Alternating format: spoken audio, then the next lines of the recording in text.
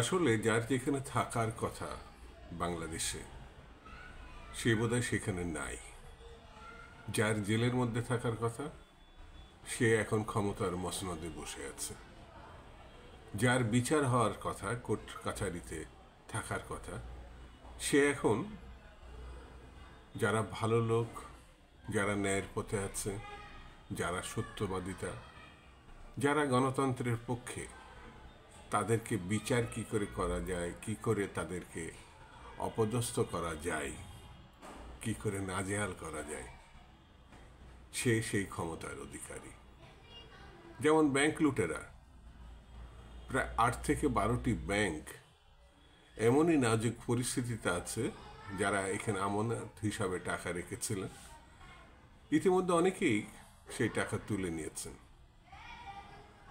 সেই ব্যাংকগুলো এতটাই খারাপ অবস্থায় আছে, কেউ কেউ মনে করছে যে কোনো সময় বন্ধ হয়ে যেতে পারে। কারণ এর আগে পত্রিকায় উঠেছিল, নাজুক ব্যাংকগুলোকে ভালো ব্যাংকের সঙ্গে সংযুক্ত করবে। যে ব্যাংকগুলো লাভজনক, যে ব্যাংকগুলো ভালো ছিল বা আছে, তারা এই ব্যাপারে আগ্রহ দেখায়নি বলেই ওই সংযোগ বা একত্রীকরণ এটি সম্ভব হয়নি।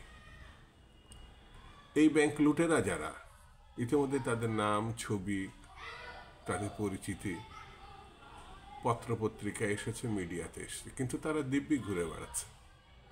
কিছু কিছু ক্ষেত্রে মামলা হয়েছে, তারা দেশের বাইরে যাচ্ছেন, আসছেন, ক্ষমতা দেখাচ্ছেন। এই জিনিসগুলো কিন্তু মানুষ দেখছে।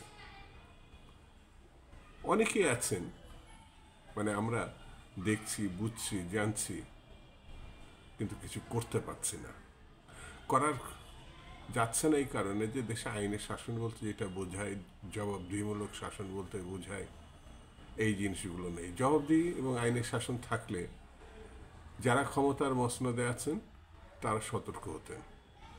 কারণ 5 বছর পরে তো জনগণের কাছে তাদের ভোট নেওয়ার জন্য যেতে হতো, কিন্তু এখন তো সেই ভোটের প্রসঙ্গটি নাই, মানুষের কাছে যাওয়া লাগে না।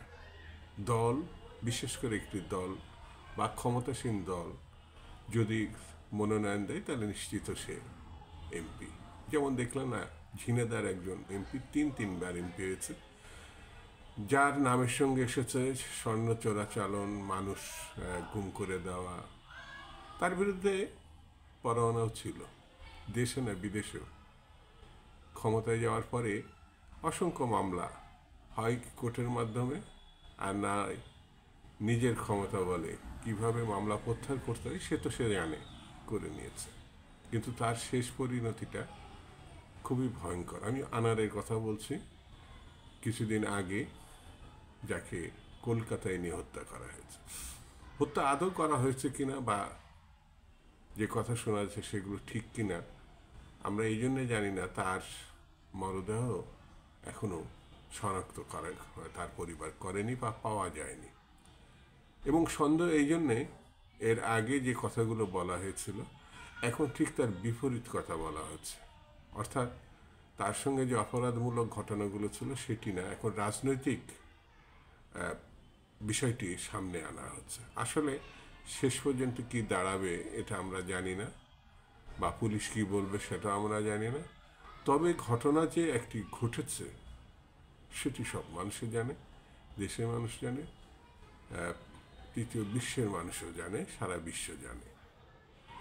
আমাদের সরকারি দলের সাধারণ সম্পাদক এই ব্যাপারে প্রথমে উচ্চবাচ্য করেনি, এখন কিছুটা সাফাই গাচ্ছেন।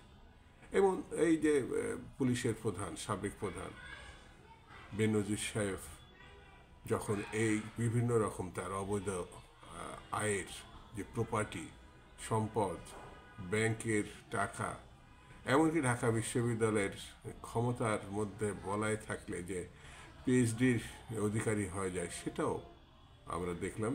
যে ঢাকা বিশ্ববিদ্যালয়ে ভর্তি হওয়ারই যোগ্য না, সে সেখান থেকে পিএইচডি পেয়েছে। প্রথমে তাকে খুঁজে পাওয়া যাচ্ছে না, পরে আমরা যখন জেনেছি, দেখেছি যে সে বিদেশে চলে গেছে সপরিবারে, তখন এক মন্ত্রী বলেছেন তার তো পাসপোর্ট সিজ করা হয়নি, বিদেশে নিষেধাজ্ঞা দেওয়া হয়নি। এই কথার জবাব কি দিবেন? একজন অপরাধমূলক কর্মকাণ্ডের সবিস্তারে সমস্ত মিডিয়াতে, প্রিন্ট মিডিয়াতে আসার পরেও তাকে ডিপেন্ড করা, তার পক্ষ অবলম্বন করা, আমরা এটা দেখেছি। মিস্টার আজিজ সেনাপ্রধান, সাবেক সেনাপ্রধান,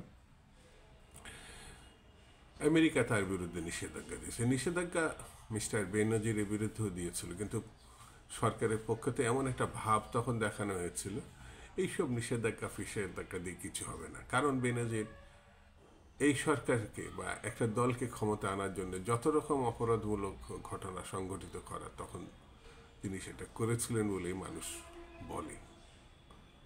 নিষেধাজ্ঞা দেওয়ার পরেও তাকে পুলিশ প্রদান করা হয়েছে, আমেরিকা জাতিসংঘের একটি প্রোগ্রামে পাঠানো হয়েছে, যেটা সাধারণ মানুষ স্বাভাবিকভাবে নেয় নাই, আমেরিকা তো নেয় নাই।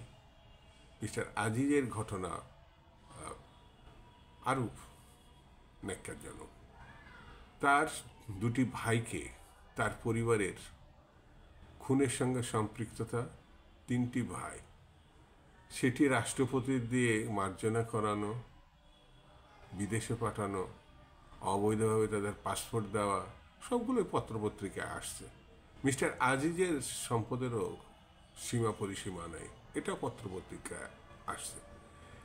52 বছর মধ্যে কোনো সেনা প্রধানের মানে দুর্নীতির কথা কিছু কিছু হয়তো এসেছে, কিন্তু এত ভয়াবহ দুর্নীতির কথা এর আগে কখনো দেখা যায়নি। এমনকি আমেরিকা কোনো সাবেক সেনাপ্রধানকে সপরিবারে তাদের দেশে নিষেধাজ্ঞার আওতায় এনে নিষিদ্ধ করে নাই, এটা আমরা দেখেছি। সেই জন্যই বলছিলাম, যার যেখানে থাকার কথা সে সেখানে নাই, এটাই হচ্ছে দুঃখজনক।